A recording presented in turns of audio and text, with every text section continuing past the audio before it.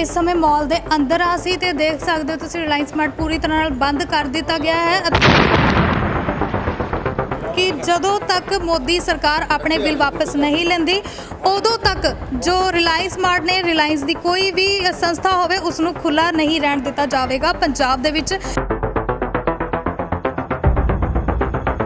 इनकलाब इनकलाब कुत्ता मौती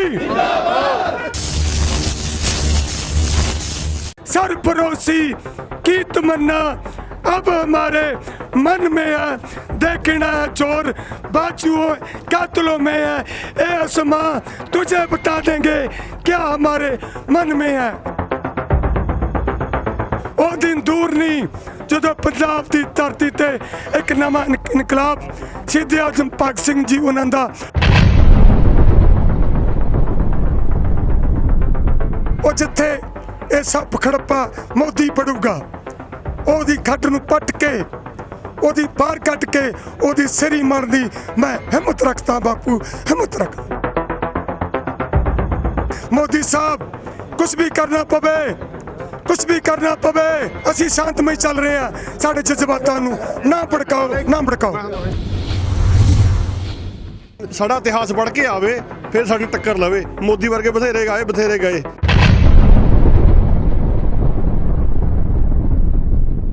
क्योंकि SYL पट्टी हुई 20 साल हो गए पर वो पानी नहीं चलिया।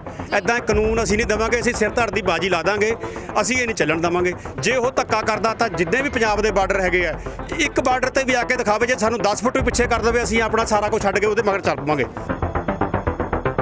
जे पंजाब के किसान ने धार लिया के असी फैसले नहीं पैदा करनी फिर मोदी कित्थों लैके आऊगा।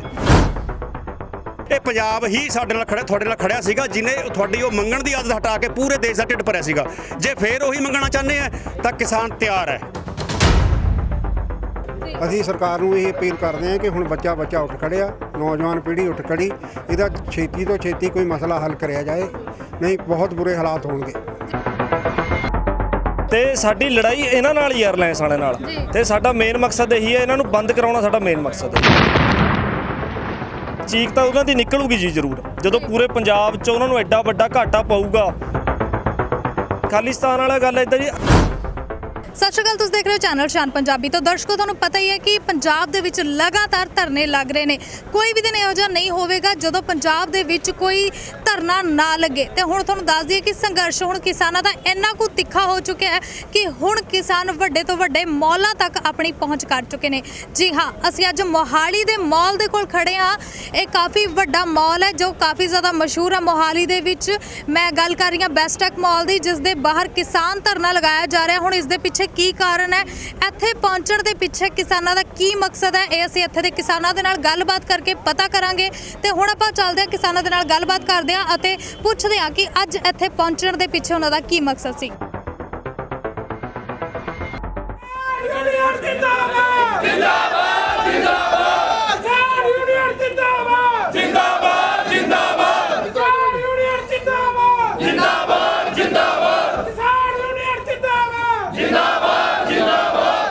मैं अज ਜਿਹੜੇ ਤੁਸੀਂ नौजवान मेरे वीर, मैं बतौर किसान थोतों मैनू पल मिले। मैं शहीद आजम भगत सिंह दी वो कविता जदों भगत सिंह राजगुरु सुखदेव जी नू फांसी ते टंगिया गया सी, मैं तुहाडे नाल सांझी कर लग्या। ਜਿਹੜਾ इनकलाब दा नारा है, असी 70 साल आज़ादी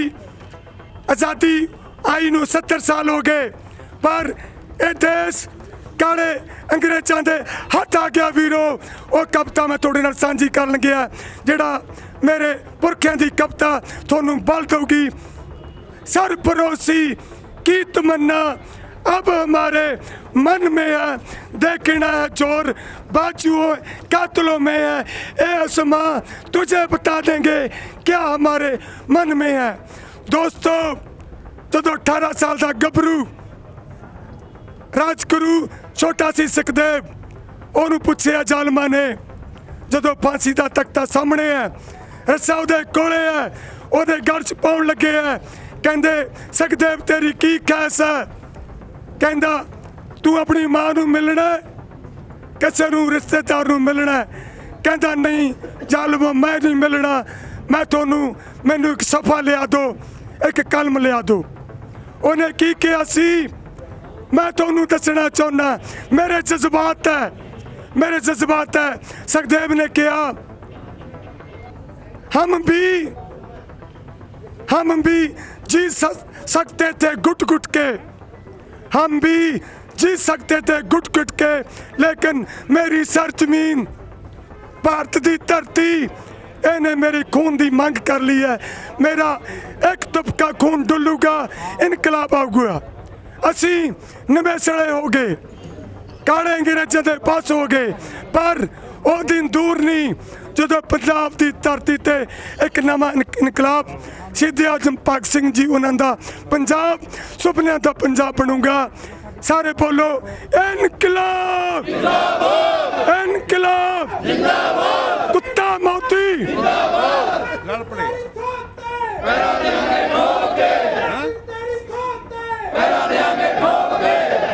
किसानों तुसी अगे बढ़ो, असी थोड़े नाल है। किसानों तुसी अगे बढ़ो, जवानों तुसी अगे बढ़ो, गंदा साम्राज्यवाद मुर्दाबाद, मोदी दे दलाल मुर्दाबाद, मोदी मोया एक ही होया, करो स्यापा, किसान एकता, जय जवान जय जवान, बोले सोनिहाल। बाबा जी एक सवाल जरूर पूछना चाहांगी, ਅੱਜ ਇੱਕ ਸਵਾਲ ਪੁੱਛਣਾ ਚਾਹਾਂਗੀ। ਇੱਕ ਪਾਸੇ ਜੋ ਮੋਦੀ ਸਰਕਾਰ ਨੇ ਉਹਨਾਂ ਦੇ ਵੱਲੋਂ ਬਿੱਲ ਪਾਸ ਕਰ ਦਿੱਤੇ ਗਏ ਤੇ ਇੱਕ ਪਾਸੇ ਅੱਜ ਇੱਕ ਕਿਸਾਨ ਦੀ ਅੱਖਾਂ ਦੇ ਵਿੱਚ ਹੰਝੂ ਦਿਖ ਰਹੇ ਨੇ, ਇਹੋ ਜਿਹਾ ਕੀ ਹੈ ਨਾ ਕਿਸਾਨ ਬਿੱਲਾਂ ਦੇ ਵਿੱਚ ਕਿ ਅੱਜ ਇੱਕ ਕਿਸਾਨ ਜੋ ਪੂਰੀ ਦੁਨੀਆ ਨੂੰ ਹਸਾਉਂਦਾ ਹੈ, ਪੂਰੀ ਦੁਨੀਆ ਨੂੰ ਅਨਾਜ ਦਿੰਦਾ, ਅੱਜ ਉਸ ਨੂੰ ਰੋਣ ਲਈ ਉਹ ਮਜਬੂਰ ਹੋ ਚੁੱਕਿਆ। ਅਸੀਂ ਘੱਟੋ ਘੱਟ ਇੱਕ 20-25 ਦਿਨ 3 ਹਫ਼ਤੇ ਸਾਨੂੰ ਹੋ ਗਏ। ਇੱਕ ਤਾਂ ਸਾਡੀਆਂ ਜਿਹੜੀਆਂ ਪੁੱਤਾਂ ਵਾਂਗੂ ਪਾਲੀਆਂ ਫਸਲਾਂ ਸੌਣੀ ਦਾ ਸੀਜ਼ਨ ਹੈ ਤੇ ਦੂਜੀ ਫਸਲ ਦੀ ਤਿਆਰੀ ਕਰਨੀ ਹੈ, ਉਹ ਧਰਨਿਆਂ ਤੇ ਬੈਠੇ ਨੇ, ਸਾਡੇ ਬੱਚੇ ਸੜਕਾਂ ਤੇ ਨੇ, ਮੇਰੀਆਂ ਮਾਵਾਂ ਰੁੜ ਰਹੀਆਂ ਇੱਥੇ ਜਿਹੜੀਆਂ ਰੋਲ ਪੱਟੜੀਆਂ ਤੇ। ਮੈਂ ਬਾਹਰਲੇ ਮੁਲਕ ਸਵੀਡਨ ਰਹਿ ਕੇ ਆਇਆ, ਉੱਥੇ ਡੈਮੋਕ੍ਰੇਸੀ ਹੈ। ਮੈਂ ਵੀ ਚਾਹੁੰਦਾ ਸੀ ਕਿ ਮੈਂ ਆਪਣੇ ਦੇਸ਼ ਨੂੰ ਨੌਜਵਾਨਾਂ ਨੂੰ ਰਾਏਵੰਦ ਕਰਕੇ ਬਦਲੂੰਗਾ, ਪਰ ਇਹ ਜਿਹੜਾ ਨਰਿੰਦਰ ਮੋਦੀ ਹੈ ਇਹਨੇ ਤੁਗਲਕੀ ਫਰਮਾਨ ਜਿਹੜਾ ਭੇਜਿਆ ਦਿੱਲੀ ਤੋਂ, MSP ਦੀ ਜਿਹੜੀ ਗੱਲ ਹੈ, ਸਾਨੂੰ ਸਮਰਥਨ ਮੁੱਲ ਮਿਲਦੇ ਸੀ। ਮੈਂ ਇੱਕ ਛੋਟਾ ਕਿਸਾਨ ਹੈ, ਮੇਰੇ ਬਾਪੂ ਜੀ ਕਿਸਾਨ ਹੈ। ਮੈਨੂੰ ਕੱਲ ਫੋਨ ਆਇਆ ਸੀ ਧਰਨੇ ਤੇ, ਕਹਿੰਦਾ ਪੁੱਤ ਕਿੱਥੇ ਹੈ? ਮੈਂ ਕਿਹਾ ਬਾਪੂ ਮੈਂ ਧਰਨੇ ਤੇ ਬੈਠਾ। ਕਹਿੰਦਾ ਪੁੱਤ ਸੱਪ ਲੰਘ ਗਿਆ, ਹੁਣ ਇਹਨੇ ਬਦਲੀ ਨਹੀਂ ਕਰਨੇ ਕਾਨੂੰਨ, ਤੁਸੀਂ ਕੇਸ ਕੁੱਟ ਰਹੇ ਹੋ। ਮੈਂ ਕਿਹਾ ਬਾਪੂ ਜੀ ਅਸੀਂ ਕੇਸ ਦੇ ਮਗਰ ਜਾ ਕੇ ਉਹ ਜਿੱਥੇ ਇਹ ਸੱਪ ਖੜੱਪਾ ਮੋਦੀ ਪੜੂਗਾ ਉਹਦੀ ਖੱਡ ਨੂੰ ਪੱਟ ਕੇ ਉਹਦੀ ਬਾਹਰ ਕੱਢ ਕੇ ਉਹਦੀ ਸਿਰੀ ਮਰਨ ਦੀ ਮੈਂ ਹਿੰਮਤ ਰੱਖਦਾ। ਬਾਪੂ ਹਿੰਮਤ ਰੱਖਦਾ। ਜਿਵੇਂ ਕਿ ਤੁਸੀਂ ਕਹਿ ਰਹੇ ਹੋ ਕਿ ਬਾਪੂ ਦਾ ਕਹਿਣਾ ਕਿ ਹੁਣ ਤਾਂ ਮੋਦੀ ਨੇ ਜੋ ਬਿੱਲ ਪਾਸ ਕਰ ਦਿੱਤੇ ਹੁਣ ਬਿੱਲ ਵਾਪਸ ਨਹੀਂ ਹੋਣਗੇ, ਕੀ ਹੁਣ ਲੱਗਦਾ ਕਿ ਕਿਸਾਨਾਂ ਦੇ ਵੱਲੋਂ ਕੋਈ ਇਹੋ ਜਿਹਾ ਸੰਘਰਸ਼ ਕੀਤਾ ਜਾਵੇਗਾ ਕਿ ਮੋਦੀ ਸਰਕਾਰ ਮਜਬੂਰ ਹੋ ਜਾਵੇਗੀ ਬਿੱਲ ਵਾਪਸ ਲੈਣ ਦੇ ਲਈ? ਬਿਲਕੁਲ ਬਿਲਕੁਲ, ਜਿਵੇਂ ਉਹਨੇ ਆਪਣੀ ਇੱਕ ਜਿੱਤ ਧਾਰੀ ਹੋਈ ਹੈ, ਅਸੀਂ ਵੀ ਸਾਹਿਬ ਕਮਾਲ ਗੁਰੂ ਗੋਬਿੰਦ ਸਿੰਘ ਸਰਬੰਤਾਂ ਦੀ ਪਿਤਾ ਦੀ ਧਰਤੀ ਤੇ ਜਾਏ ਹਾਂ, ਅਸੀਂ ਭਗਤ ਸਿੰਘ ਰਾਜਗੁਰੂ ਸੁਖਦੇਵ ਦੀ ਧਰਤੀ ਤੇ ਜਾਏ ਹਾਂ, ਸਾਡੇ ਚੋਂ ਖੂਨ ਹੈ। ਉਹ ਮਤਾ ਸਮਝਿਆ ਜੇ ਇੱਥੇ ਆ ਕੇ ਉਹਨਾਂ ਨੇ ਕੋਈ ਮਿਕਸਿੰਗ ਕਰ ਲਈ ਕਿਸੇ ਪਾਰਟੀਆਂ ਨਾਲ।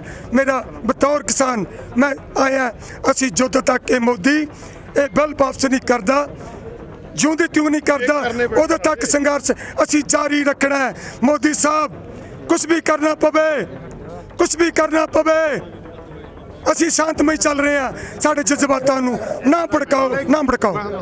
ਕਾਲੇ ਕਾਨੂੰਨ ਤਾਂ ਵਾਪਸ ਲੈਣੇ ਪੈਣੇ ਆ, ਕਿਉਂਕਿ ਇਹ ਪੰਜਾਬ ਹੈ, ਇਹ ਪੰਜਾਬੀਆਂ ਦਾ ਹੈ। SYL ਪੱਟੀ ਵੀ ਆ, ਹੁਣ ਤੱਕ ਖੜੀ ਹੈ। ਇਹ ਜਿਵੇਂ ਸਾਡਾ ਇਤਿਹਾਸ ਪੜ੍ਹ ਕੇ ਆਵੇ ਫਿਰ ਸਾਡੀ ਟੱਕਰ ਲਵੇ। ਮੋਦੀ ਵਰਗੇ ਬਥੇਰੇ ਆਏ ਬਥੇਰੇ ਗਏ, ਆਉਂਦੇ ਰਹਿਣਾ ਆਉਂਦੇ ਜਾਣਾ। ਇਹ 2-3 ਬੰਦਿਆਂ ਦਾ ਦਲਾਲ ਹੈ, ਬਹੁਤੀ ਬੜੀ ਗੱਲ ਨਹੀਂ ਹੈ। ਪੰਜਾਬੀਓ ਇਹੋ ਜਿਹੇ 36 ਆਉਨੇ ਦੱਬ ਕੇ ਦਿਖਾ ਦਾਂਗੇ ਇਹਨਾਂ ਨੂੰ। ਇਨਕਲਾਬ ਜਿੰਦਾਬਾਦ। ਸਰ ਤੁਹਾਡੇ ਤੋਂ ਪੁੱਛਣਾ ਚਾਹਾਂਗੀ ਕਿ ਹੁਣ ਮੋਦੀ ਸਰਕਾਰ ਨੇ ਬਿੱਲ ਜੋ ਪਾਸ ਕਰ ਦਿੱਤੇ ਆ, ਹੁਣ ਤੁਹਾਨੂੰ ਲੱਗਦਾ ਕਿ ਕਿਸਾਨਾਂ ਦਾ ਸੰਘਰਸ਼ ਇਹੋ ਜਿਹਾ ਹੋ ਸਕਦਾ ਕਿ ਬਿੱਲ ਮੋਦੀ ਸਰਕਾਰ ਵਾਪਸ ਲੈਣ ਲਈ ਮਜਬੂਰ ਹੋ ਜਾਵੇ? ਮਜਬੂਰ ਹੋਣਾ ਪੈਣਾ ਮੈਡਮ। ਇਹ ਪੰਜਾਬ ਦੀ ਧਰਤੀ ਹੈ, ਇੱਥੇ ਅਸੀਂ ਕੋਈ ਵੀ ਚੀਜ਼ ਇਹਨਾਂ ਦੀ ਮਰਜ਼ੀ ਤੋਂ ਬਿਨਾਂ ਲੈ ਜਾਏ। ਹਾਂ ਠੀਕ ਹੈ, 94% MSP ਪਹਿਲਾਂ ਹੀ ਬੰਦ ਕਰੀ ਹੋਈ ਹੈ, 6% ਦੇ ਵਿੱਚ MSP ਹੈਗੀ ਹੈ। ਜੋ ਉਹ ਕਹਿੰਦੇ ਵੀ ਇਹ ਕਾਨੂੰਨ ਕਿਸਾਨਾਂ ਦੇ ਹੱਕ ਵਿੱਚ ਹੈ ਇਹ, ਤਾਂ ਮੈਂ ਕਹਿੰਦਾ ਵੀ ਉਹ 94% ਦੇ ਵਿੱਚ ਲਾਗੂ ਕਰਨ। 94% ਦੇ ਵਿੱਚ ਲਾਗੂ ਕਰਨ। ਜੇ ਇਹਦੇ ਅੱਛੇ ਨਤੀਜੇ ਨਿਕਲਣਗੇ ਤਾਂ 6% ਦੇ ਲੋਕ ਆਪ 2 ਸਾਲਾਂ ਬਾਅਦ ਕਹਿਣਗੇ ਵੀ ਸਾਡੇ ਵੀ ਇਹ ਲਾਗੂ ਕਰਿਆ ਜਾਵੇ। ਜ਼ਬਰਦਸਤੀ ਪੰਜਾਬ ਦੇ ਵਿੱਚ ਕੁਝ ਨਹੀਂ ਹੋ ਸਕਦਾ। ਜਿਵੇਂ ਬਾਈ ਜੀ ਨੇ ਗੱਲ ਕਹੀ ਕਿ SYL ਪੱਟੀ ਹੋਈ ਨੂੰ 20 ਸਾਲ ਹੋ ਗਏ, ਪਰ ਉਹਦੇ ਵਿੱਚ ਪਾਣੀ ਨਹੀਂ ਚੱਲਿਆ। ਐਦਾਂ ਕਾਨੂੰਨ ਅਸੀਂ ਨਹੀਂ ਦੇਵਾਂਗੇ, ਅਸੀਂ ਸਿਰ ਧੜ ਦੀ ਬਾਜੀ ਲਾ ਦਾਂਗੇ, ਅਸੀਂ ਇਹ ਨਹੀਂ ਚੱਲਣ ਦੇਵਾਂਗੇ। ਜੇ ਉਹ ਧੱਕਾ ਕਰਦਾ ਤਾਂ ਜਿੰਨੇ ਵੀ ਪੰਜਾਬ ਦੇ ਬਾਰਡਰ ਹੈਗੇ ਆ, ਇੱਕ ਬਾਰਡਰ ਤੇ ਵੀ ਆ ਕੇ ਦਿਖਾਵੇ। ਜੇ ਸਾਨੂੰ 10 ਫੁੱਟ ਵੀ ਪਿੱਛੇ ਕਰ ਦੇਵੇ, ਅਸੀਂ ਆਪਣਾ ਸਾਰਾ ਕੁਝ ਛੱਡ ਕੇ ਉਹਦੇ ਮਗਰ ਚੱਲ ਪਵਾਂਗੇ। ਇੰਨਾ ਨਹੀਂ ਵੀ ਪੰਜਾਬ ਦੇ ਲੋਕ ਬੁਜ਼ਦਿਲ ਹੈਗੇ ਆ। ਕਿਸਾਨ ਏਕਤਾ ਜਿੰਦਾਬਾਦ, ਕਿਸਾਨ ਮਜ਼ਦੂਰ ਏਕਤਾ ਜਿੰਦਾਬਾਦ। ਦੂਸਰੀ ਗੱਲ ਇਹ ਹੈਗੀ ਹੈ ਕਿ ਪੰਜਾਬ ਦਾ ਜੋ ਕਿਸਾਨ ਹੈ ਉਹ 80% ਭਾਰਤੀਆਂ ਦਾ ਢਿੱਡ ਭਰਦਾ। ਜੇ ਪੰਜਾਬ ਦੇ ਕਿਸਾਨ ਨੇ ਧਾਰ ਲਿਆ ਕਿ ਅਸੀਂ ਫੈਸਲੇ ਨਹੀਂ ਪੈਦਾ ਕਰਨੀ, ਫਿਰ ਮੋਦੀ ਕਿੱਥੋਂ ਲੈ ਕੇ ਆਊਗਾ? 1951 ਦੇ ਵਿੱਚ ਮੈਂ ਕਿਸੇ ਪੇਪਰ 'ਚ ਪੜ੍ਹਦਾ ਸੀਗਾ, 1951 ਦੇ ਵਿੱਚ ਸਾਡੀਆਂ ਸਰਕਾਰਾਂ ਨੇ ਇੰਗਲੈਂਡ ਦੇ ਵਿੱਚ ਜਾ ਕੇ ਉੱਥੇ ਇੱਕ ਮੰਗਣ ਵਾਸਤੇ ਟੇਬਲ ਲਾਇਆ ਸੀ, ਜਿਹਦੇ ਵਿੱਚ ਇਹ ਕਿਹਾ ਗਿਆ ਸੀਗਾ ਤੁਸੀਂ $1 ਦਾਨ ਕਰੋ। ਇਸ ਡਾਲਰ ਨਾਲ ਸਾਡੀ 45 ਕਿਲੋ ਦੇ ਕਰੀਬ ਕਣਕ ਆਉਂਦੀ ਹੈ, ਜੋ 200 ਦਿਨ ਦੇ ਲਈ ਇੱਕ ਭਾਰਤੀ ਦਾ ਢਿੱਡ ਭਰਦੀ ਹੈ। ਕੀ ਮੋਦੀ ਇਹ ਉਹ ਦਿਨ ਲਿਆਉਣੇ ਚਾਹੁੰਦਾ ਜਿੱਕੇ ਸਾਨੂੰ ਬਾਹਰ ਜਾ ਕੇ ਮੰਗਣਾ ਪਵੇ ਸਾਡੀ ਸਰਕਾਰਾਂ ਨੂੰ? ਮੋਦੀ ਨੂੰ ਅਸੀਂ ਕਹਿਣਾ ਚਾਹੁੰਦੇ ਵੀ ਉੱਦਾਂ ਦਾ ਦਿਨ ਨਹੀਂ ਹੈ। ਇਹ ਪੰਜਾਬ ਹੀ ਸਾਡੇ ਨਾਲ ਖੜਾ, ਤੁਹਾਡੇ ਨਾਲ ਖੜਿਆ ਸੀਗਾ, ਜਿਹਨੇ ਤੁਹਾਡੀ ਉਹ ਮੰਗਣ ਦੀ ਆਦਤ ਹਟਾ ਕੇ ਪੂਰੇ ਦੇਸ਼ ਦਾ ਢਿੱਡ ਭਰਿਆ ਸੀਗਾ। ਜੇ ਫੇਰ ਉਹੀ ਮੰਗਣਾ ਚਾਹੁੰਦੇ ਆ ਤਾਂ ਕਿਸਾਨ ਤਿਆਰ ਹੈ। ਠੀਕ ਹੈ ਜੀ, ਕਿਸਾਨ ਤਿਆਰ ਹੈ, ਤੁਹਾਨੂੰ ਮਨਾਉਣ ਦੀ ਕੋਸ਼ਿਸ਼ ਕਰ ਰਹੇ ਹਾਂ। ਅਸੀਂ ਸ਼ਾਂਤਮਈ ਧਰਨੇ ਦੇ ਰਹੇ ਹਾਂ। ਜੇ ਤੁਸੀਂ ਨਹੀਂ ਮੰਨੇ ਤਾਂ ਆ ਪੰਜਾਬ ਦਾ ਕਿਸਾਨ ਜਿਹੜਾ ਹੈਗਾ ਇਹ ਕਹੀ ਛੱਡ ਕੇ ਬੰਦੂਕ ਚੱਕਣ ਨੂੰ ਵੀ ਟਾਈਮ ਨਹੀਂ ਲਾਊਗਾ। ਫਿਰ ਤੁਹਾਨੂੰ ਭੱਜਣ ਨੂੰ ਰਾਹ ਨਹੀਂ ਮਿਲਣਾ। ਫਿਰ ਮੰਗਤੇ ਬਣ ਜਾਓ, ਜੋ ਮਰਜ਼ੀ ਬਣ ਜਾਓ, ਪੰਜਾਬ 'ਚ ਤੁਹਾਨੂੰ 1 ਇੰਚ ਮਿੱਟੀ ਤੁਹਾਡੇ ਜਾਣ ਨਹੀਂ ਦੇਵਾਂਗੇ। ਯਾਨੀ ਇਹ ਕਿਹਾ ਜਾ ਸਕਦਾ ਕਿ ਇਸ ਸਮੇਂ ਮੋਦੀ ਜੀ ਮਜਬੂਰ ਕਰ ਰਹੇ ਨੇ ਕਿ ਸ਼ਾਂਤੀਮਈ ਧਰਨੇ ਨਾ ਲਾਓ, ਤੁਸੀਂ ਹਥਿਆਰ ਚੱਕੋ। ਮਜਬੂਰ ਕਰ ਰਹੇ ਆ ਇਹ। ਜਿਹੜਾ ਕਿਸਾਨ ਸਵੇਰ ਤੋਂ ਉੱਠ ਕੇ ਲੈ ਕੇ ਸ਼ਾਮ ਤੱਕ ਪੁੱਤਾਂ ਵਾਂਗੂ ਜ਼ਮੀਨ ਪਾਲਦਾ, ਇਹ ਉਹਨੂੰ ਮਜਬੂਰ ਕਰ ਰਿਹਾ ਕਿ ਉਹ ਆਪਣੀ ਖੇਤੀਬਾੜੀ ਛੱਡ ਕੇ ਬਾਰਡਰਾਂ ਦੀ ਡੰਡਾ ਖੜਕਾਵੇ। ਮੈਂ ਇੱਕ ਹੋਰ ਸਵਾਲ ਕਰਨਾ ਚਾਹਾਂਗੀ, ਜੋ ਕਿਸਾਨ ਨੇ ਸਰਕਾਰ ਦਾ ਜੇ ਕੇਂਦਰ ਸਰਕਾਰ ਹੈ ਉਸ ਦੀ ਨਜ਼ਰਾਂ ਦੇ ਵਿੱਚ ਇਹ ਕਿ ਕਿਸਾਨਾਂ ਨੂੰ ਕੁਝ ਨਹੀਂ ਪਤਾ ਕਾਨੂੰਨ ਦੇ ਬਾਰੇ, ਪਰ ਚੈਨਲ ਸ਼ਾਨ ਪੰਜਾਬੀ ਦੇ ਵੱਲੋਂ ਇੱਕ ਵੱਡੇ ਐਡਵੋਕੇਟ ਦੀ ਇੰਟਰਵਿਊ ਕੀਤੀ ਗਈ, ਜਿਸ ਦੇ ਵਿੱਚ ਉਹਨਾਂ ਨੇ ਸਾਫ਼ ਤੌਰ ਤੇ ਇਹ ਕਿਹਾ ਕਿ ਜੋ ਬਿੱਲ ਨੇ ਉਹਨਾਂ ਦੇ ਹਿਸਾਬ ਦੇ ਨਾਲ ਜੋ ਕਿਸਾਨ ਨੇ ਉਹ ਕਿਸੇ ਹੋਰ ਥਾਂ ਤੇ ਆਪਣਾ ਅਨਾਜ ਨਹੀਂ ਵੇਚ ਸਕਦੇ, ਪਰ ਮੋਦੀ ਸਾਹਿਬ ਨੇ ਲਾਈਵ ਹੋ ਕੇ ਇਹ ਗੱਲ ਕਹੀ ਕਿ ਤੁਸੀਂ ਕਿਤੇ ਵੀ ਆਪਣਾ ਜੋ ਅਨਾਜ ਹੈ ਉਹ ਵੇਚ ਸਕਦੇ ਹੋ। ਇਸ ਦਾ ਮਤਲਬ ਮੋਦੀ ਜੀ ਝੂਠ ਬੋਲ ਰਹੇ ਨੇ? ਮੈਂ ਕਰਨਾ ਝੂਠ ਨਹੀਂ ਬੋਲਦੇ। ਆਰਡੀਨੈਂਸ ਦੇ ਮੁਤਾਬਕ ਕਿ ਹਰ ਕਿਸਾਨ ਕਿਤੇ ਵੀ ਸਟੇਟ 'ਚ ਜਾ ਕੇ ਆਪਣੀ ਫਸਲ ਵੇਚ ਸਕਦਾ। ਮੇਰਾ ਮੋਦੀ ਸਾਹਿਬ ਨੂੰ ਸਵਾਲ ਹੈ ਕਿ ਖਸਖਸ ਦੀ ਖੇਤੀ ਗੁਜਰਾਤ ਔਰ ਰਾਜਸਥਾਨ 'ਚ ਹੁੰਦੀ ਹੈ, ਫਿਰ ਇਹ ਆਰਡੀਨੈਂਸ ਪਾਸ ਹੋਣ ਨਾਲ ਉਹ ਖਸਖਸ ਦੀ ਖੇਤੀ ਸਾਡੇ ਪੰਜਾਬ 'ਚ ਵੀ ਆ ਸਕਦੀ ਹੈ ਜੀ। ਤੇ ਇਹ ਪੁੱਛਦਾ ਤੇ ਉਹ ਸਾਡੇ ਪੰਜਾਬ ਜਾ ਕੇ ਨਸ਼ਾ ਬਣ ਜਾਂਦੀ ਹੈ। ਰਾਜਸਥਾਨ ਦੇ ਵਿੱਚ ਜਾਂ ਗੁਜਰਾਤ 'ਚ ਨਸ਼ਾ ਨਹੀਂ ਹੈਗੀ ਜੀ। ਤੇ ਅਸੀਂ ਕਹਿੰਦੇ ਵੀ ਸਾਡਾ ਜੇ ਪੰਜਾਬ 'ਚ ਹੀ ਫਸਲ ਵਿਕਦੀ, ਸਾਨੂੰ ਦੂਜੀ ਥਾਂ ਤੇ ਜਾ ਕੇ ਵੇਚਣ ਦੀ ਕੀ ਲੋੜ ਹੈ? ਬਿਲਕੁਲ। ਇੱਥੇ ਤਾਂ ਤੁਸੀਂ ਪਿਛਲੇ ਦੇਖੋ ਵੀ ਸਰਕਾਰ ਨੇ, ਪੰਜਾਬ ਸਰਕਾਰ ਨੇ ਵੀ ਕਣਕ ਬਾਹਰੋਂ ਖਰੀਦੀ ਹੈ, ਇਹ ਵੀ ਚੌਲ ਬਾਹਰੋਂ ਖਰੀਦਦੇ ਹੈ। ਜਾਂ ਸਾਡੇ ਕੋਲ ਆਪਣਾ ਢਿੱਡ ਭਰਨ ਲਈ ਥਾਂ ਨਹੀਂ ਹੈਗਾ, ਸਾਡੇ ਕੋਲ ਫਸਲਾਂ ਨਹੀਂ ਪੂਰੀਆਂ ਹੋ ਰਹੀਆਂ ਤਾਂ ਅਸੀਂ ਬਾਹਰੋਂ ਖਰੀਦਦੇ ਹਾਂ। ਤੁਸੀਂ ਇਕਨੋਮਿਕਸ ਦੇ ਅੰਕੜੇ ਇਕੱਠੇ ਕਰਕੇ ਦੇਖੋ, ਅੱਜ ਵੀ ਸਾਡੇ ਦੇ ਵਿੱਚ 20% ਲੋਕ ਇੱਦਾਂ ਦੇ ਰਾਤ ਨੂੰ ਬਿਨਾਂ ਖਾਣੇ ਤੋਂ ਸੌਂਦੇ ਆ। ਤੇ ਫਿਰ ਤੁਸੀਂ ਕਿੱਥੋਂ ਕਹਿੰਦੇ ਨੇ ਵੀ ਹਾਂ ਅਸੀਂ ਉਧਰ ਜਾ ਕੇ ਵੇਚ ਸਕਦੇ ਆ? ਦੂਜੀ ਗੱਲ, ਮੰਡੀਕਰਨ ਸਿਸਟਮ ਦਾ ਕੀ ਹੈਗਾ? ਮੈਂ ਆਪਣੀ ਫਸਲ ਚੱਕੀ ਇੱਥੋਂ ਨਾਲ ਦੀ ਮੰਡੀ ਚੰਡੀਗੜ੍ਹ ਲੈ ਕੇ ਚਲਾ ਗਿਆ, ਉੱਥੇ ਆ 4 ਆੜਤੀ ਹੈ, ਉਹਨਾਂ ਨੂੰ ਮੈਂ ਫਸਲ ਦੇ ਰਿਹਾ। ਤੁਸੀਂ ਆ ਜਾਂਦੇ, ਗੁੱਸਾ ਨਾ ਮੇਰੀ ਗੱਲ ਦਾ ਕਰਿਓ, ਤੁਸੀਂ ਇੱਕ ਪ੍ਰਾਈਵੇਟ ਕਾਰਪੋਰੇਟ ਸੈਕਟਰ ਕਰਕੇ ਆ ਜਾਂਦੇ ਮਾਰਕੀਟ ਦੇ ਵਿੱਚ, ਜੋ ਚੀਜ਼ ਮੇਰੀ 20 ਰੁਪਏ ਵਿਕਦੀ ਤੁਸੀਂ ਮੈਨੂੰ 22 ਦੇ ਦੇਣੇ, ਮੈਂ ਤੁਹਾਨੂੰ ਦੇ ਦਿੰਦਾ। ਦੂਜੀ ਫਸਲ ਆ ਗਈ, ਤੁਸੀਂ ਉਹਦੇ 'ਤੇ ਫਿਰ 2-4 ਫਾਲਤੂ ਦਿੱਤੇ, ਮੈਂ ਦੇਤੇ, ਕਿਉਂ ਮੇਰੀ ਮਜਬੂਰੀ ਹੈ, ਮੈਨੂੰ 4 ਪੈਸੇ ਫਾਲਤੂ ਮਿਲਦੇ ਆ। ਅੱਜ ਤੋਂ ਬਾਅਦ ਜਿਹੜੇ ਮੇਰੇ ਭਾਈ ਵੀਰ ਆੜਤ ਦਾ ਕੰਮ ਕਰਦੇ ਆ, 2 ਸਾਲ 4 ਸਾਲ ਦੇਖਣਗੇ, ਉਹ ਆਪਣੀ ਆੜਤ ਦੀਆਂ ਦੁਕਾਨਾਂ ਬੰਦ ਕਰਕੇ ਘਰੇ ਚੱਲ ਜਾਣਗੇ, ਕਿਉਂਕਿ ਉਹਨਾਂ ਕੋਲ ਜ਼ਿਮੀਂਦਾਰ ਨੇ ਫਸਲ ਨਹੀਂ ਸਿੱਟਣੀ। ਉਸ ਤੋਂ ਬਾਅਦ ਜ਼ਿਮੀਂਦਾਰ ਕੋਲ ਕੋਈ ਆਪਸ਼ਨ ਨਹੀਂ ਰਹਿਣੀ। ਫਿਰ ਉਹ ਘਰਾਣੇ, ਜਿਹੜੇ ਕਾਰਪੋਰੇਟ ਘਰਾਣੇ ਆ, ਉਹਨਾਂ ਨੇ ਆਉਣਾ, ਫਿਰ ਮੇਰੇ ਤੋਂ 20 ਨਹੀਂ ਲੈਣੇ। ਮੈਂ ਉਹਨਾਂ ਨੇ ਕਹਿਣਾ ਵੀ ਇੰਨੀ ਲਵਾਂਗਾ ਨਾ, ਦੇਣੀ ਦੇ, ਨਹੀਂ ਜਾ। ਕਿਹੜਾ ਕਿਸਾਨ ਹੈ ਜਿਹੜਾ ਆਪਣਾ 2 ਏਕੜ ਦੀ ਫਸਲ ਵੀ ਘਰੇ ਸਾਂਭਦਾ? ਕਿਸੇ ਕੋਲ ਗਡਾਊਨ ਨਹੀਂ, ਕਿਸੇ ਕੋਲ ਸਟੋਰੇਜ ਨਹੀਂ ਹੈਗੀ। ਇਹ ਅਡਾਨੀਆਂ ਬਾਨੀਆਂ ਨੇ ਵੱਡੇ ਵੱਡੇ ਗਡਾਊਨ ਵਾਲਾ, ਜਿਨ੍ਹਾਂ ਦੇ ਵਿੱਚ ਪੂਰੇ ਦੇ ਪੂਰੇ ਜ਼ਿਲ੍ਹੇ ਦੀ ਲੱਖਾਂ ਹੈਕਟੇਅਰ ਕਣਕ ਜਾਂ ਅਨਾਜ ਨੂੰ ਸਟੋਰ ਕਰਨ ਦੇ ਗੋਦਾਮ ਇਹਨਾਂ ਨੇ ਪਹਿਲਾਂ ਹੀ ਪੰਜਾਬ 'ਚ ਬਣਾ ਲਏ। ਆ ਬਾਦਲਾਂ ਨੇ, ਸਾਡੀਆਂ ਮੌਜੂਦਾ ਸਰਕਾਰਾਂ ਨੇ ਉਹਨਾਂ ਨੂੰ ਲੈ ਕੇ ਬਿਨਾਂ ਰਜਿਸਟਰੀਆਂ ਦੇ ਸਰਕਾਰ ਨੂੰ ਚੁੰਨੇ ਲਾਏ ਆ। ਸਰਕਾਰ ਦੀ ਆਮਦਨ ਨਹੀਂ ਹੋਈ, ਉਹਨਾਂ ਨੇ ਬਿਨਾਂ ਰਜਿਸਟਰੀ ਤੋਂ ਉਹਨਾਂ ਦੀਆਂ ਰਜਿਸਟਰੀਆਂ ਕਰਾਈਆਂ ਜੋ ਫੀਸ ਲੱਗਦੀ ਹੈ। ਜ਼ਿਮੀਂਦਾਰ ਇੱਕ ਏਕੜ ਲੈਣਾ ਪੈ ਜਾਵੇ ਉਹਨੂੰ ਕੋਈ ਰਜਿਸਟਰੀ ਮਾਫ ਨਹੀਂ ਹੈ। ਦੱਸੋ ਉਹ ਕਿਹੜੇ ਗਰੀਬ ਘਰ ਦੇ ਆ ਕੀ ਆ ਜਿਹਨਾਂ ਦੀ ਰਜਿਸਟਰੀਆਂ ਮਾਫ ਕੀਤੀਆਂ? ਇਹ ਸਰਕਾਰਾਂ ਮਿਲੀਆਂ ਹੋਈਆਂ ਨਾਲ ਕਿਸਾਨ ਜਾਗ ਚੁੱਕਿਆ ਹੈ। ਹੁਣ ਕਿਸਾਨਾਂ ਦੀਆਂ ਗੱਲਾਂ 'ਚ ਆਉਣ ਵਾਲਾ ਨਹੀਂ ਹੈ। ਜਿੰਨੀਆਂ ਵੀ ਰਾਜਨੀਤਿਕ ਪਾਰਟੀਆਂ ਕਿਸਾਨਾਂ ਦੇ ਨਾਲ ਤੁਰਦੀਆਂ ਉਹਨਾਂ ਨੂੰ ਇੱਕ ਪਲੇਟਫਾਰਮ ਚਾਹੀਦਾ, ਉਹ ਮਿਲਦਾ। ਇਹ 2022 ਨੂੰ ਦੇਖ ਕੇ ਕਿਸਾਨਾਂ ਦੇ ਨਾਲ ਤੁਰਦੇ ਆ। ਸਭ ਸਿਆਸੀ ਡਰਾਮੇਬਾਜ਼ੀ ਹੈ। ਮੈਂ ਕਿਸਾਨ ਵੀਰਾਂ ਨੂੰ ਤੁਹਾਡੇ ਚੈਨਲ ਦੇ ਰਾਹੀਂ ਕਹਿਣਾ ਚਾਹੁੰਦਾ ਕਿ ਤੁਸੀਂ ਸੁਚੇਤ ਹੋ ਜਾਓ। ਕੋਈ ਬਾਦਲ, ਕੋਈ ਕਾਂਗਰਸ, ਕੋਈ ਲੀਡਰ, ਕੋਈ ਸੱਜਾ ਖੱਬਾ ਤੁਹਾਡੇ ਨਾਲ ਨਹੀਂ ਚੱਲਣਾ। ਸਭ ਨੇ ਆਪਣੀਆਂ ਰੋਟੀਆਂ ਸੇਕਣੀਆਂ, ਸਭ ਨੇ ਵੋਟਾਂ ਲੈਣੀਆਂ, ਪਰ ਤੁਸੀਂ ਸਿਆਣੇ ਹੋ ਜਾਓ। ਤੁਹਾਡੇ ਘਰ 'ਚ ਅੱਗ ਲੱਗੀ ਹੋਈ ਹੈ, ਤੁਸੀਂ ਬੁਝਾਣੀ ਹੈ, ਕਿਸੇ ਹੋਰ ਨੇ ਨਹੀਂ ਬੁਝਾਣੀ। ਇੱਕ ਹੋਰ ਸਵਾਲ ਪੁੱਛਣਾ ਚਾਹਾਂਗੀ ਬਾਬਾ ਜੀ, ਤੁਸੀਂ ਦੱਸੋ ਅੱਜ ਬੈਸਟੈਕ ਮਾਲ ਦੇ ਬਾਹਰ ਤੁਸੀਂ ਖੜੇ ਹੋ, ਇਸ ਦੇ ਪਿੱਛੇ ਕਾਰਨ ਕੀ ਆ? ਦੇਖੋ ਜੀ, ਸਾਰਾ ਇਹ ਜਿਹੜੇ ਆਰਡੀਨੈਂਸ ਜਾਰੀ ਹੋਏ ਆ, ਇਹ ਮਤਲਬ ਗਲਤ ਕਾਨੂੰਨ, ਕਾਲੇ ਕਾਨੂੰਨ, ਇਹ ਜਿਹੜੇ ਜ਼ਿਮੀਂਦਾਰਾਂ ਦੇ ਡੈਥ ਵਾਰੰਟ ਹੋਏ ਆ, ਇਹਦੇ 'ਚ ਮਜ਼ਦੂਰ ਵੀ ਸਮਝ ਚੁੱਕਿਆ, ਇਹਦੇ 'ਚ ਜ਼ਿਮੀਂਦਾਰ ਵੀ ਸਮਝ ਗਿਆ। ਇਹਦੇ 'ਚ ਹੁਣ ਜਿਹੜੇ ਮੁੰਡੇ ਆ ਜੀ ਅੱਗੇ ਨੂੰ ਪੜ੍ਹੇ ਲਿਖੇ ਆ, ਹੁਣ ਸਾਡੀ ਤਾਂ ਦੇਖੋ ਅੱਧੀ ਉਮਰ ਲੰਘ ਲਈ, ਅੱਧੀ ਤੋਂ ਵੀ ਵੱਧ ਲੰਘ ਗਈ ਜੀ। ਹੁਣ ਅਸੀਂ ਇਹ ਸਾਤੋਂ ਪੁੱਛਦੇ ਆ ਵੀ ਸਾਡਾ ਆਉਣੇ ਵਾਲਾ ਭਵਿੱਖ ਕੀ ਹੈ? ਇਹਨਾਂ ਦਾ ਭਵਿੱਖ ਇੰਨਾ ਗੰਦਲਾ ਕਰਦਾ ਜੀ ਇਹ ਬਿੱਲ ਆਉਣ ਨਾਲ, ਵੀ ਇਹਨਾਂ ਨੂੰ ਅੱਗੇ ਇਹ ਦਿਖਦਾ ਨਾ ਵੀ ਅਸੀਂ ਹੁਣ ਕਰਾਂਗੇ ਕੀ। ਨੌਕਰੀ ਕੋਈ ਨਹੀਂ ਮਿਲਦੀ, ਕਾਰੋਬਾਰ ਕੋਈ ਨਹੀਂ ਮਿਲਦਾ। ਜ਼ਿਮੀਂਦਾਰ ਦੇ ਪੁੱਤ ਕੋਲ ਪੈਸਾ ਕੋਈ ਨਹੀਂ, ਉਹ ਆਪਣਾ ਕੋਈ ਕਾਰੋਬਾਰ ਖੋਲ੍ਹ ਲੇ। ਇਹ ਜਿਹੜੇ ਬੜੇ ਬੜੇ ਕੋਆਪਰੇਟ ਘਰਾਣੇ ਆ ਗਏ, ਹੁਣ ਇਹਨਾਂ ਨੇ ਕੀ ਕਰਨਾ ਜੀ? ਸਾਰਾ ਨਾ ਘੱਟ ਰੇਟ ਨੂੰ ਖਰੀਦ ਕੇ ਜ਼ਿਮੀਂਦਾਰ ਤੋਂ ਫਸਲ, ਮੰਡੀ ਦਾ ਬੋਰਡ ਦਾ ਸਿਸਟਮ ਖਤਮ ਹੋ ਜਾਣਾ, ਤਹਿਸ ਮਹਿਸ ਹੋ ਜਾਊਗਾ। ਇਹਨਾਂ ਨੇ ਕੀ ਕਰਨਾ ਜੀ? ਫਸਲਾਂ ਖਰੀਦ ਲੈਣੀਆਂ, ਸਟੋਰ ਕਰ ਲੈਣੀਆਂ, ਫਿਰ ਆਪਦੇ ਰੇਟ ਤੇ ਵੇਚਣਗੇ। ਫਿਰ ਆਪਦੇ ਰੇਟ ਦੇ ਜਿਹੜੇ ਹੋਰ ਲੋਕ ਹੈ ਉਹ ਵੀ ਭੁੱਖੇ ਮਰਨਗੇ। ਜਿਹੜਿਆਂ ਨੂੰ 2 ਰੁਪਏ ਕਿਲੋ ਕਣਕ ਮਿਲਦੀ ਆ ਉਹ ਵੀ ਬੰਦ ਹੋ ਜੂਗੀ। ਜਿਸ ਤਰ੍ਹਾਂ ਅਸੀਂ ਜੀ ਹੁਣ ਮਤਲਬ ਹਰੀ ਕ੍ਰਾਂਤੀ ਲੈ ਕੇ ਆਏ ਆ, ਇਹ ਕਹਿੰਦੇ ਸੀ ਸਾਡੇ ਕੋਲ ਅਨਾਜ ਨਹੀਂ, ਅਸੀਂ ਇੰਨਾ ਅਨਾਜ ਪੈਦਾ ਕੀਤਾ, ਅਸੀਂ ਦੇਸ਼ ਦਾ ਢਿੱਡ ਭਰਿਆ। ਅਸੀਂ ਦੇਖੋ ਜਿਹੜਾ ਦੁੱਧ ਹੈ ਨਾ ਜੀ 60% ਇਹ ਅਸਲੀ ਹੈ, ਬਾਕੀ ਤੁਹਾਨੂੰ 40% ਇਹ ਦੂਜਾ ਦੁੱਧ ਪਿਲਾਉਂਦੇ ਜੀ। ਇਹ ਜਿਹੜਾ ਨਕਲੀ ਖੋਆ ਤੁਹਾਡੇ ਕੋਲ ਤੁਹਾਨੂੰ ਪਤਾ ਹੀ ਜੀ। ਇਹਦੇ ਨਾਲ ਜੀ ਹੋਰ ਇਹਦੇ ਨਾਲ ਡੁਪਲੀਕੇਸੀ ਵਧੂਗੀ। ਡੁਪਲੀਕੇਸੀ ਵਧਣ ਨਾਲ ਲੋਕਾਂ ਦੀ ਸਿਹਤ ਖਰਾਬ ਹੋਊਗੀ। ਹੁਣ ਜਿਹੜਾ ਜ਼ਿਮੀਂਦਾਰ ਕੰਮ ਕਰਦਾ, ਜ਼ਿਮੀਂਦਾਰ ਜਿਹੜੀ ਚੀਜ਼ ਦਿੰਦਾ ਉਹ ਓਰੀਜਨਲ ਹੁੰਦੀ ਹੈ ਜੀ। ਇਹ ਜੇ ਹੁਣ ਸਟੋਰ ਕਰ ਲਣਗੇ, ਸਟੋਰਾਂ 'ਚ ਇੱਕ ਤਾਂ ਉਹਦਾ ਪਤਾ ਨਹੀਂ ਲੱਗਣਾ ਵੀ ਮਤਲਬ ਇਹਨਾਂ ਨੇ ਕੀ ਕੀ ਮਿਲਾਵਟਾਂ ਕਰਦੀਆਂ। ਸਾਨੂੰ ਸਹੀ ਤਰੀਕੇ ਦੇ ਜਿਹੜੇ ਖਾਣ ਵਾਲੇ ਆ ਉਹਨਾਂ ਨੂੰ ਮਹਿੰਗਾ ਮਿਲੂਗਾ, ਸਾਡੇ ਕੋਲ ਇਹ ਘੱਟ ਰੇਟ ਤੇ ਖਰੀਦਣਗੇ। ਇਸ ਕਰਕੇ ਜੀ ਬਹੁਤ ਇਹ ਕਰੇਮ ਵਧੂਗਾ ਦੇਸ਼ 'ਚ। ਇਹਦਾ ਅਸਲ ਤਾਂ ਜੀ ਇਹ ਜਿਹੜੇ ਕਾਨੂੰਨ ਹੈ ਜ਼ਿਮੀਂਦਾਰ ਤਾਂ ਇਹਨੂੰ ਚਾਹੁੰਦਾ ਹੀ ਨਹੀਂ ਹੈ। ਮਤਲਬ ਇਹ ਬੰਦ ਹੀ ਹੋਣੇ ਚਾਹੀਦੇ ਆ। ਬੰਦ ਜੇ ਹੋ ਜਾਏ ਜੀ ਸਾਰੇ, ਪਰ ਜੇ ਬੀਜੇਪੀ ਸਰਕਾਰ ਹੈ ਨਾ ਜਿਹੜੀ ਇੱਕ ਇਕੱਲੀ, ਹੋਰ ਪਾਰਟੀਆਂ ਨੂੰ ਛੱਡ ਕੇ ਹੁਣ ਉਹ ਵਾਰ-ਵਾਰ ਕਹੀ ਜਾਂਦੀ ਹੈ ਜੀ ਵੀ ਜ਼ਿਮੀਂਦਾਰਾਂ ਦੇ ਹੱਕ 'ਚ ਇਹ ਕਾਨੂੰਨ। ਹੱਕ 'ਚ ਦੇਖੋ ਹੁਣ ਲੋਕ ਜ਼ਿਮੀਂਦਾਰ ਪੜ੍ਹੇ ਲਿਖੇ ਹੈ, IAS ਬੰਦੇ ਵੀ ਇਹਨੂੰ ਕਰ ਰਹੇ ਆ, ਵਕੀਲ ਵੀ ਦੱਸ ਰਹੇ ਆ ਜੀ ਬਹੁਤ, ਵੀ ਕੋਈ ਵੀ ਇੱਕ ਵੀ ਲਾਈਨ ਜ਼ਿਮੀਂਦਾਰ ਦੇ ਹੱਕ 'ਚ ਨਹੀਂ ਹੈਗੀ। ਜੇ ਜ਼ਿਮੀਂਦਾਰ ਦੇ ਹੱਕ 'ਚ ਹੋਵੇ ਤਾਂ ਇਹ ਗੱਲਾਂ ਮੰਨ ਲੈਣ ਸਾਡੀਆਂ ਵੀ NSP ਦੀ ਪਾਦਨ ਲੈਣ ਵੀ ਕਦੇ ਖਤਮ ਨਹੀਂ ਹੋਊਗੀ, ਸਰਕਾਰੀ ਖਰੀਦ ਰਹੂਗੀ। ਇੱਕ ਉਹਦੇ 'ਚ ਇਹ ਹੋਣਾ ਚਾਹੀਦਾ ਵੀ ਜਿਹੜੇ ਪ੍ਰਾਈਵੇਟ ਬੰਦੇ ਨੇ ਖਰੀਦਣੀ ਉਹ ਮੰਡੀ ਦੇ ਅੰਦਰ ਫਸਲ ਖਰੀਦੇ, ਮੰਡੀ ਦੇ ਬਾਹਰ ਜੇ ਉਹ ਘੱਟ ਰੇਟ ਦੇ ਫਸਲ ਖਰੀਦੇ ਜ਼ਿਮੀਂਦਾਰ ਦੀ, ਉਹਦੇ ਤੁਰਤ ਪਰਚਾ ਹੋਣਾ ਚਾਹੀਦਾ।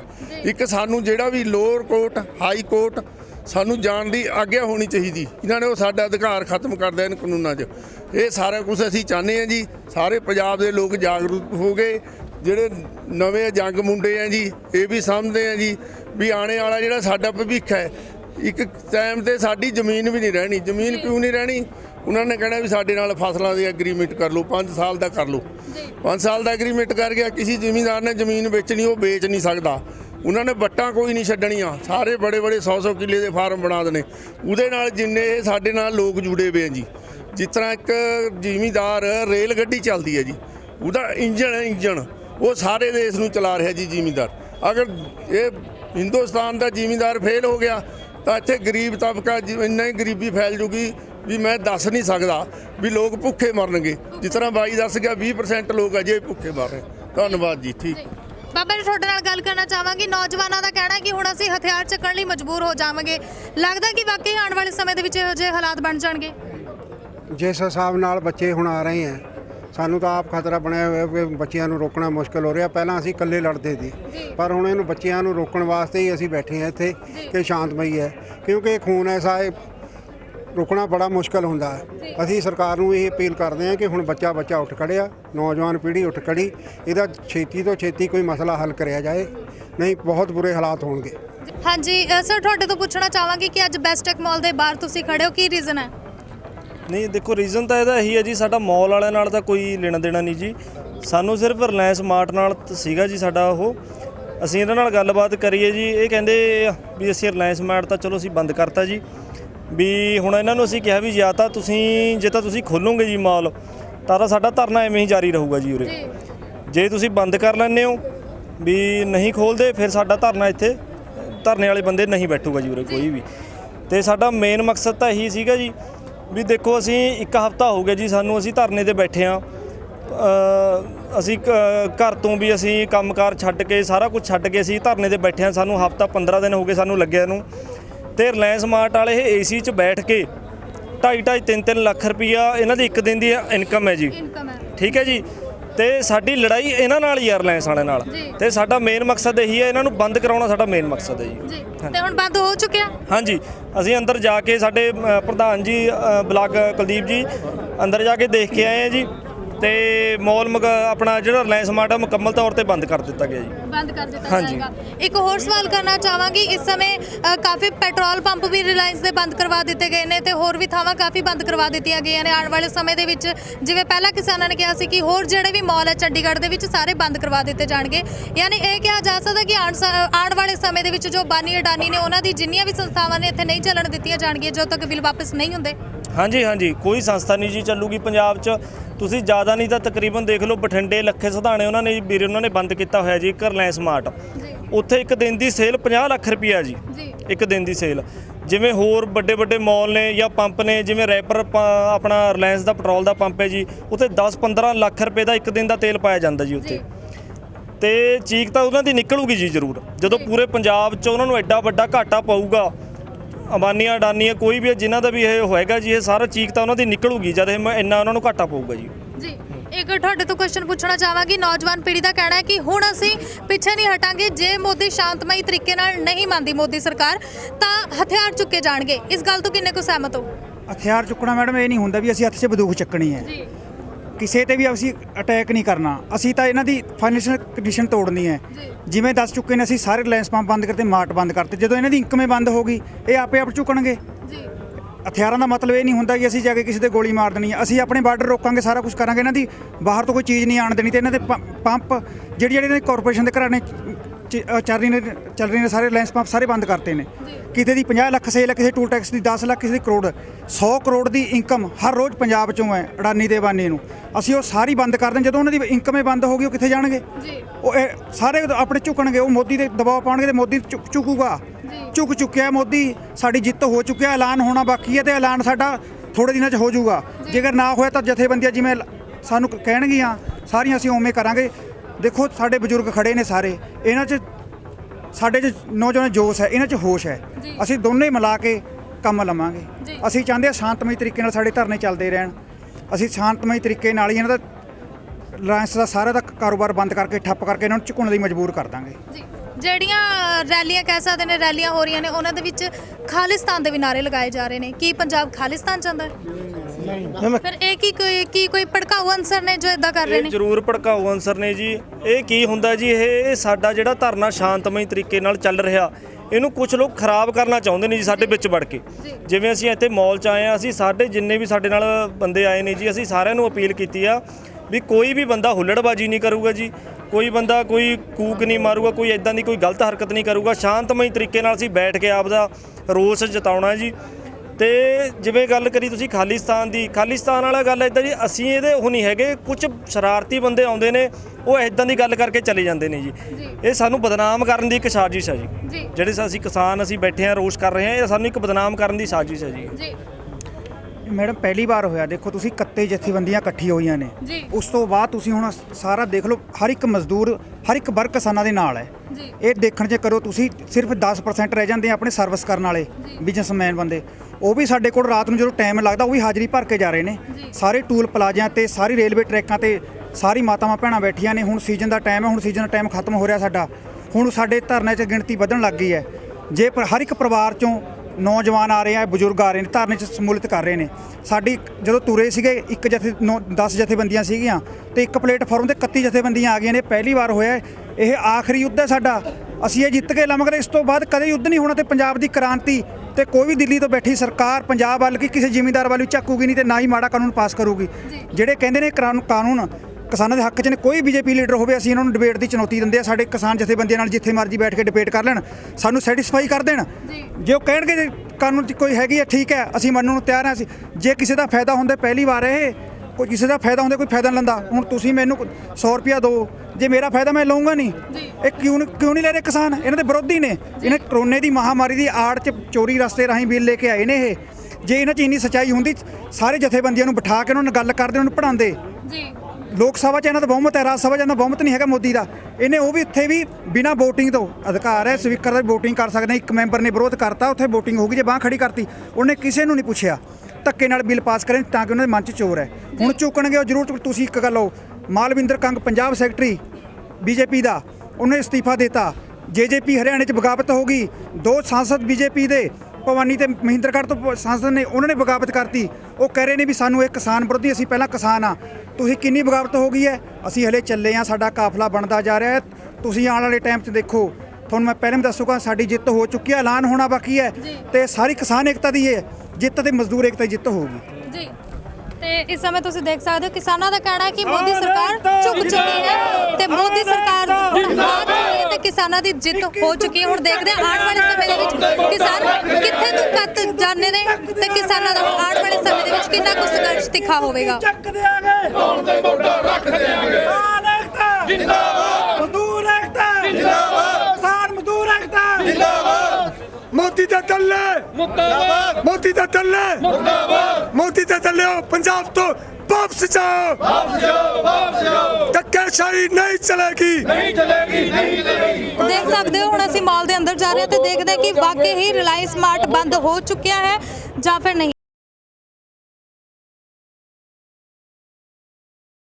चले जाइए और आप मीडिया देखो, मैं जी, डन। के जाऊंगी सलाम। हाँ कोई बात, चलो चलो। मीडिया दिखा दो बस पाजी, आप इधर ही रुक जाइए। बेटा तुम भी वहीं रुक जाओ।